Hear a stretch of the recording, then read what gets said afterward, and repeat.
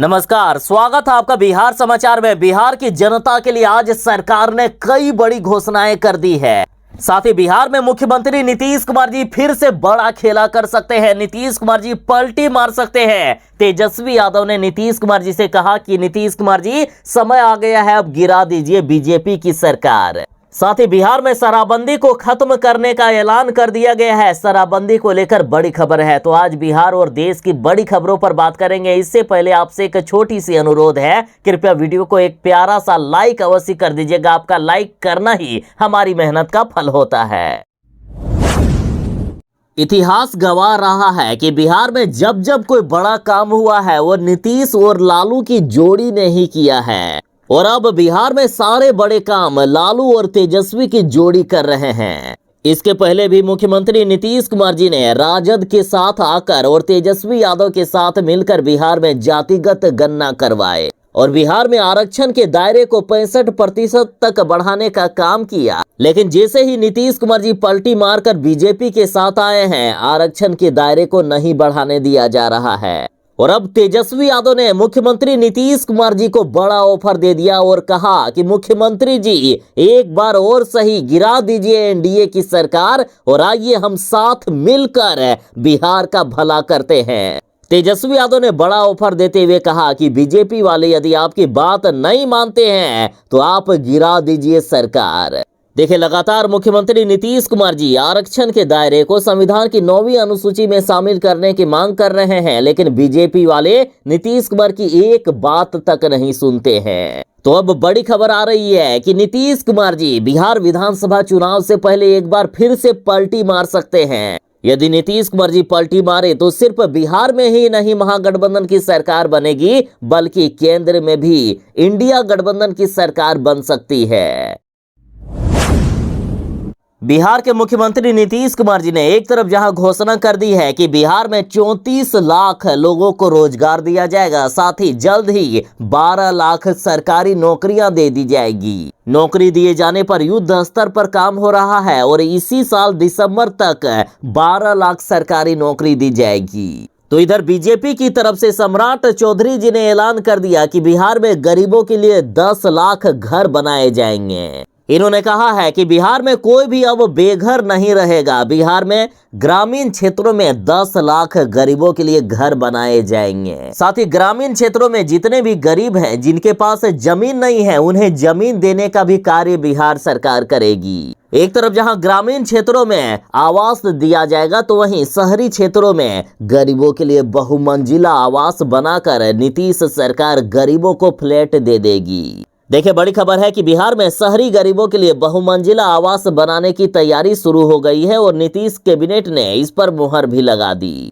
देखिए, पटना में राजीव नगर दीघा इलाके में आवास बोर्ड की 5 एकड़ जमीन पर 750 आवास का निर्माण होगा और पहले चरण में बिहार के 7 शहरों पटना, मुजफ्फरपुर, भागलपुर, गया, समस्तीपुर और डेहरी में आवास बनाए जाएंगे। बाकी जो जिले हैं वहां दूसरे चरण में आवास बनाने का कार्य होगा। इस तरह का आवास बनाकर बहुमंजिला आवास बनाकर गरीबों को रहने के लिए दे दिया जाएगा। बिहार में मानसून एक बार फिर से जोर पकड़ लिया है। बिहार में भारी बारिश को लेकर मौसम विभाग ने बिहार की जनता को चेतावनी दी है। आज बिहार के 18 जिलों में भयानक बारिश का अलर्ट जारी किया गया। देखिए, बीच में बिहार में मानसून थोड़ा कमजोर पड़ गया था, जिससे गर्मी बढ़ने लगी थी, लेकिन अब फिर से बड़ी खबर है। आज बिहार के इन 18 जिलों में भयानक बारिश का अलर्ट जारी कर दिया गया है और ये जिले हैं अरवल, औरंगाबाद, रोहतास, कैमूर, बक्सर, भोजपुर, समस्तीपुर, वैशाली, सारण, दरभंगा, मधुबनी, मुजफ्फरपुर, शिवहर, सीतामढ़ी, सिवान, गोपालगंज, पूर्वी चंपारण और पश्चिमी चंपारण। इसके साथ ही पटना में भी रुक रुक कर बारिश होने का अलर्ट जारी किया गया है। साथ ही मौसम विभाग ने कहा है कि बिहार के अन्य जिलों में भी कहीं बादल छाए रहेंगे, कहीं हल्की से लेकर मध्यम दर्जे तक की बारिश हो सकती है। अब इतना तो तय हो चुका है कि बिहार के मुख्यमंत्री जब तक नीतीश कुमार जी हैं, तभी तक बिहार में शराबबंदी रहने वाली है, क्योंकि बीजेपी वाले भी लगातार यही बयान देते हैं कि हमारी सरकार बनेगी तो शराबबंदी खत्म करेंगे। बीजेपी की सरकार हर बार बन तो जाती है, लेकिन नीतीश कुमार की जिद के कारण बीजेपी को आखिरकार मानना पड़ता है। जीतनराम मांझी भी लगातार शराबबंदी खत्म करने की बात करते हैं और अब प्रशांत किशोर ने कह दिया है कि बिहार में यदि हमारी सरकार बनी तो 15 मिनट में हटा देंगे शराबबंदी। प्रशांत किशोर ने बिहार में शराबबंदी को अमेजोन और फ्लिपकार्ट मॉडल बताया। इन्होंने कहा कि जिस तरह से अमेजोन और फ्लिपकार्ट से होम डिलीवरी होती है सामान की, उसी तरह बिहार में शराब की होम डिलीवरी हो रही है। और बिहार में शराब की होम डिलीवरी में तो डिलीवरी चार्ज भी नहीं लगता है। प्रशांत किशोर बोले कि गांधी जी ने भी शराबबंदी को सामाजिक प्रयास बताया था। गांधी जी ने ऐसा कभी भी नहीं कहा था कि शराबबंदी को कानून बनाकर बंद करना चाहिए। प्रशांत किशोर ने कहा है कि बिहार में शराबबंदी एक धंधा बना हुआ है। गांव गांव में लड़के शराब के धंधे में उतर गए हैं। किसी को पुलिस का कोई भी खौफ नहीं है। शराबबंदी कानून सही नहीं होने से बच्चों पर बुरा प्रभाव पड़ रहा है। जो बच्चे स्कूल अभी जाते वे अभी शराब की होम डिलीवरी करने में लगे हुए हैं। इन्होंने सीधा कहा है कि यदि हमारी सरकार बिहार में बनेगी तो 15 मिनट में हटा देंगे शराबबंदी। और इससे पहले जीतनराम मांझी भी बयान दे चुके हैं कि बिहार में यदि एनडीए की सरकार बनी तो शराबबंदी को खत्म कर देंगे। लेकिन नीतीश कुमार है कि मानने को तैयार ही नहीं है। बिहार में रक्षाबंधन पर पटना की बसों में महिलाओं के लिए फ्री बस सेवा कर दी गई है। देखिए, भाई बहन के पवित्र प्रेम का प्रतीक रक्षाबंधन का त्यौहार 19 अगस्त सोमवार को मनाया जा रहा है। रक्षाबंधन के इस मौके पर बिहार सरकार के परिवहन विभाग ने पटना की महिलाओं को खास तोहफा दिया है ताकि वे आराम से अपने भाइयों के घर पहुंच सके। पटना में महिलाओं को फ्री सफर की सुविधा दी गई है और फ्री सफर की सुविधा सभी वर्ग के महिलाओं के लिए लागू होगा। और 19 अगस्त को सुबह 6 बजे से लेकर रात के 9:30 बजे तक पटना की महिलाओं को फ्री बस सेवा की सुविधा दी जाएगी। और साथ ही पटना में सभी बसों में 65% सीटें महिलाओं के लिए आरक्षित कर दी गई है। वाह रे बिहार का भ्रष्ट सिस्टम। बिहार में भ्रष्टाचार का नंगा खेल खेला जा रहा है। तीसरी बार गिर गया है गंगा पर बन रहे अगवानी पुल का हिस्सा। देखिए, बिहार में किस कदर भ्रष्टाचार हो रहा है। ये तीसरी बार पुल गिरा है। कितना घटिया निर्माण हो रहा है बिहार में, जरा सोचिए। चलिए, एक बार गिरा ठीक था, किसी तरह से उसमें सुधार किए जाने चाहिए थे, लेकिन कोई सुधार नहीं हुआ। वही घटिया निर्माण आगे भी जारी रहा और अब तीसरी बार पुल गिर गया है। बिहार में भ्रष्टाचार का नंगा खेल देखिए। गंगा नदी पर खगड़िया और भागलपुर के सुल्तानगंज के बीच बनाए जा रहे अगवानी पुल का एक हिस्सा फिर से भरभरा कर गिर गया। और सुनिए, सरकार खुलकर अब ठेकेदार के बचाव में उतर आई है। ये हादसा पिलर संख्या 9 और 10 के बीच हुआ है। हालांकि घटना में किसी प्रकार के जान माल की नुकसान नहीं हुई है, लेकिन बिहार की जनता को भारी नुकसान का सामना करना पड़ा।